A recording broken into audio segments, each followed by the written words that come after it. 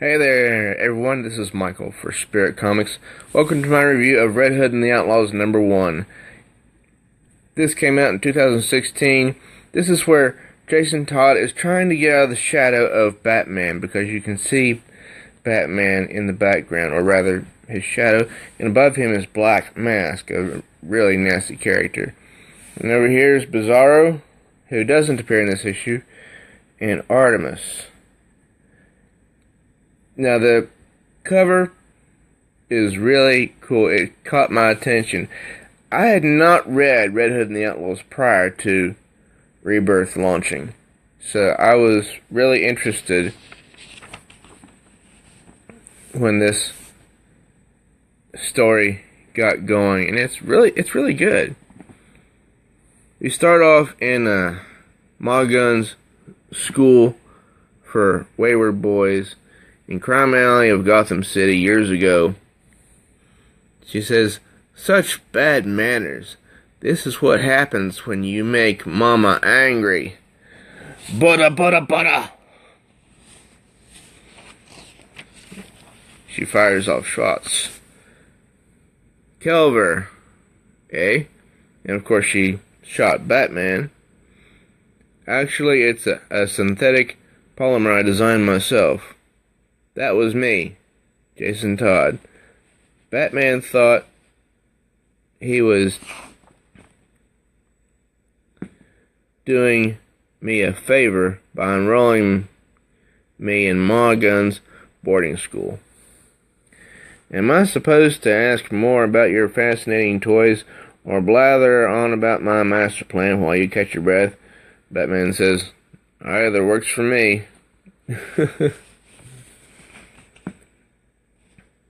"You and that brat have done enough damage tonight, Batman. Come into my home, throw your fists around, acting like you own the place. My charges are going to be limping around for weeks. They aren't charges, Gunn. They aren't your little soldiers or weapons to aim at your enemies. They are children who were entrusted to your care. If I shoot you in the face, will you shut the hell, eh?" Batman says, "Jason!" Now, he's not calling for him. Could Batman have handled this himself? Absolutely. He charges at Ma Gunn to protect Batman, because that's what he wanted to do. And he says, "But where would be the fun in that?" Now, this is present day. Ba-boom! Same place. Same woman. Only she's much older. Dark Trinity, Part 1, Fathers and Sons. Written by Scott Lobel. Now, the artwork is exemplary. Well, I didn't pronounce that right, but you know what I mean. It's bright, even for a dark setting like this story is in. Ba-boom! Boom. About a week ago, I became the most famous bad guy in a cesspool of bad guys for my attempted assassination on the mayor in a public run-in with Batman. Ugh. But I didn't aim to kill the mayor. I was curing him from a techno-organic virus. And there's the old woman. He removes his mask. Who was behind infecting him, and why? Not a clue, but one name kept coming up again and again. And he, does mouth to mouth. I don't think he's, in love with the old woman. The Black Mask. "Don't you dare die on me," he says. She looks up and says, Jason. So the moment she opens her eyes is when he puts his mask back on. Ma Guns Home for Wayward Boys. I recognize the address. How could I not? I'm sorry. You looked like someone I knew years ago. Miss Gunn, do you know why anyone would want to do this? He's playing the safeguard. Thank God I chose tonight to pay Ma a visit. I know exactly why, she says, and who. You see, I'm not the kindly septuagenarian I appear to be. Years ago, I worked Gotham's foster care system to keep me in a steady supply of juvenile delinquents I could put to work in my vast criminal enterprise. I was doing quite well until Batman somehow got involved. I finally got out of jail a month ago and sought to pick up where I left off. But, Red Hood interjects, she says, but I made the mistake of accepting a dinner invitation with an old associate. While I was serving my time, this young man was expanding his own empire. Well, it's nice to see you've cleaned up so well, she says, and that you've really shown some initiative. I'm afraid I'm going to have to pass on your proposition. So who's she talking to? Black Mask. My apologies, Faye. You appear to be under the mistaken impression that this is a negotiation. I own you, just like I own everyone in this restaurant. I have explained my terms. Now you accept them. He's like all bad guys, all bluster. I knew your father, Roman, and you since you were running around in diapers. Don't think for a moment your little mask scares me. He says, let's not make this personal. There are simply too many factions running around Gotham City. Crime families and street gangs, freelance assassins, and homicidal maniac clowns, referring to the Joker, of course.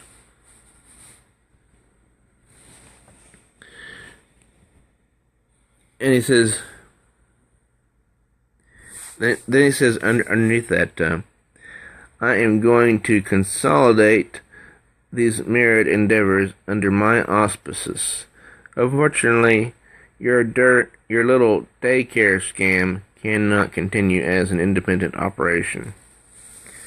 She gets up and walks away and says, just try to stop me, Roman. Luckily, I happen to be in the neighborhood, Red Hood says. That's not the worst part. I was supposed to open my doors last week. There was a holdup with my license, but there was no way he would have known that. So she was supposed to reopen her doors, but something happened. Red Hood says, you're saying this place was supposed to be filled with children. This wasn't going to be a warning shot. It was meant to be a massacre. And then Red Hood reflects when he was a teenager. I didn't live here long, but even with a domineering headmistress, it was still home. Do I want to kill Black Mask? Absolutely. But I made a promise to Bruce. And now he's kind of regretting that promise. He says, so the so this one's by the book. In my case, that means hanging around my own personal Batcave, a decommissioned bomb shelter beneath one police plaza. Lots of sleepless nights. Lots of cheap takeout. Then he reflects back to years ago, and lots of memories. We know the Riddler is there, Bruce. Why can't we just go get him? Study the architecture, Jason, he says. The false wall leading to Gotham Bay. He'd be gone before we climbed up the side of the building. Fine. Never enter a room without knowing the way out, Bruce says. It isn't enough to know your enemy, Bruce would say. You have to know everything about them. You might not be able to outgun them, but you can always outthink them. And then, I guess he presses the key and says, "Chew on this, Batman."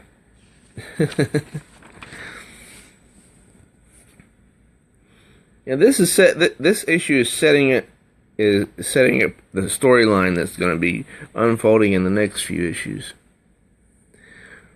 Roman Sinius, the Black Mask, born into a powerful crime family, a bad egg from day one, even murdered his own parents.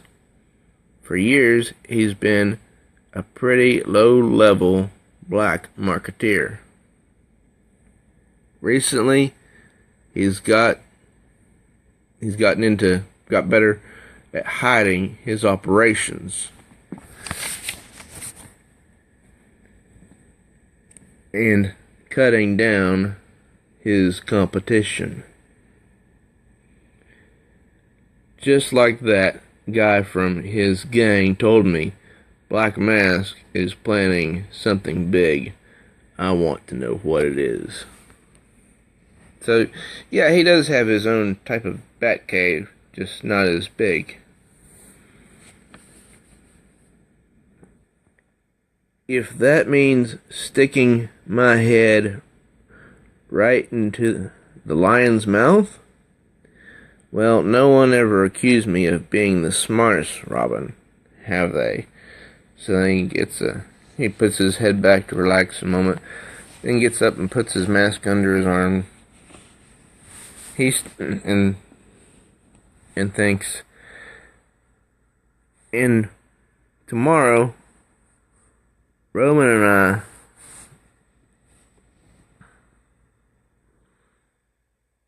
are going to have a talk, orphan to orphan.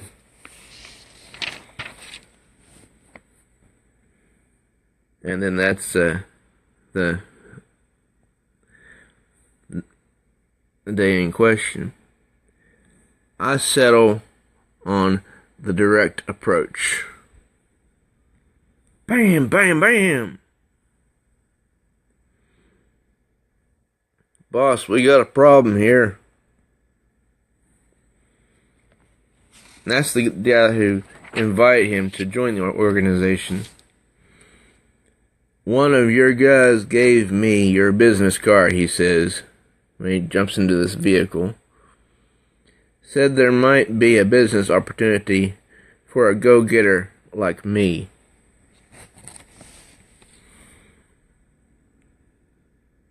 And then he introduces himself to Black Mask.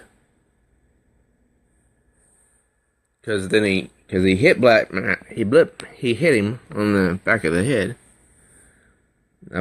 Splendid. You're everything I had hoped you'd be. Sounds like he was expecting me. Then there are tops a building. Beautiful, isn't she? I was never interested in dating, not as a teenager, or later as an adult, because people will let you down. relationships are ephemeral at best. But a woman like Gotham, she's forever. Yet she's been mistreated over the years. Her suitors have lacked sincerity, equity, gravitas. They've used her as a doormat, like a ring of some never-ending boxing match. And that's Bane right there, if you don't know who it is. I ask you, is that any way to treat a woman, to treat a lady? He says, keep babbling, Roman. Maybe I'll learn something. Then he reflects back from years ago. You took it too far tonight, Jason. You almost killed those men. Remember, if you cross that line, there's no turning back. And of course, this is when Joker killed him. You'll be no better than they are. He says, are you asking me on a date? Because that would be a no. Black Mask says, ha! What a mouth on you, Red. Since I have no children of my own, I am looking for a second in command, an heir apparent. Things are about to change forever, and I could use a man with your skills. Forever, huh? Not too cryptic.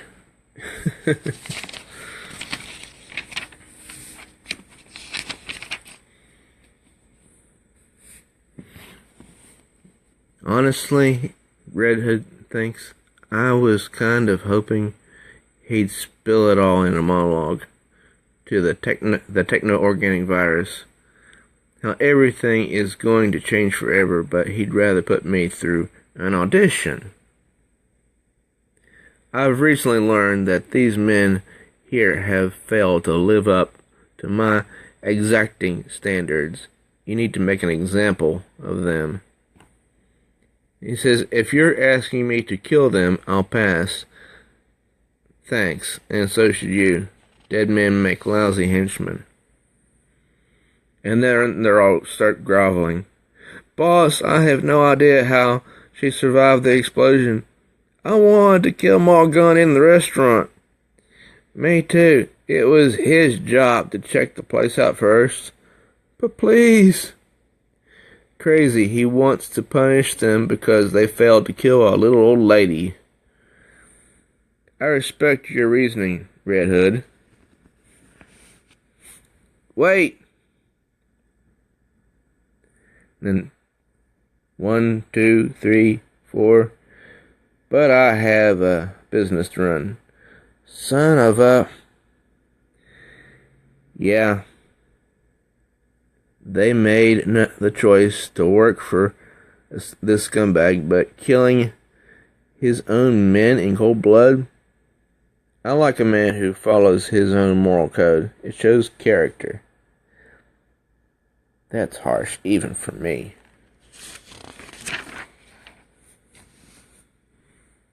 And just outside Gotham City, the private train is due at Gotham Union Station at 1 minute after 12. His intel says nobody on board. Only Black Mask game changer. It's my job to make sure we get its cargo, whatever that might be. He doesn't trust me enough to tell me what it is yet. So he's watching the train before he makes the move. And it says, piece of cake. For him, anyway. And all of a sudden, he does something, and there's like a little explosion, and the train goes haywire. You know, as you can see. Because that's not normal for a train. He says, come on, pinheads. We have a minute to get this cargo and be gone before anyone knows we're here.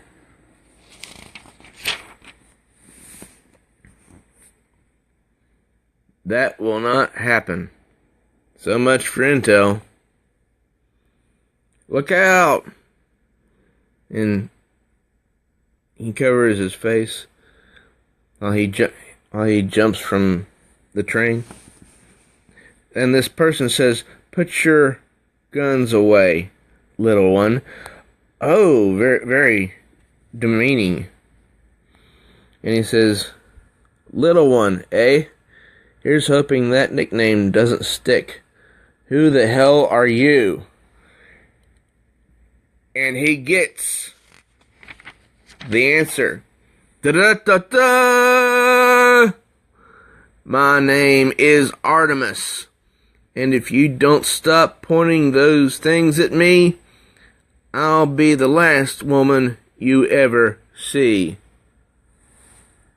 Great, and Amazon. Next issue, Red Hood versus Artemis. And look at that! I mean, she is stacked. She's beautiful too. And look at that axe. It's huge. And she is built like an Amazon. Muscular legs, strong arms, and she's stacked too. So that makes the entire issue all worth it for me. I have to be honest. But the dialogue, it was brief, but it was mostly a narration to set up everything that's going to come in the issues to follow. So I thought this was a great issue, even though it was kind of slow. I loved the artwork. It was very detailed. And man, when they got to the last page, the reveal of Artemis, the artist really did a great job on her. I mean it. Let's see, who's the artist for this one? Probably the same person. Anyways, I can't seem to find. I can't find the page. Oh, here it is. Dexter Soy art. Veronica Grandi colors. They did an excellent job. So, I would highly recommend you get the trade paperback for the Dark Trinity. It's Red Hood and the Outlaws Volume 1. Probably at your local comic shop right now. I'm Michael for Spirit Comics. True readers, I hope you enjoyed this review. I enjoyed it. Please subscribe to my channel if you haven't. Then smash that bell like She-Hulk so you can be notified of all future uploads. Also, like the video and share it so other people can enjoy it as well. Till next time.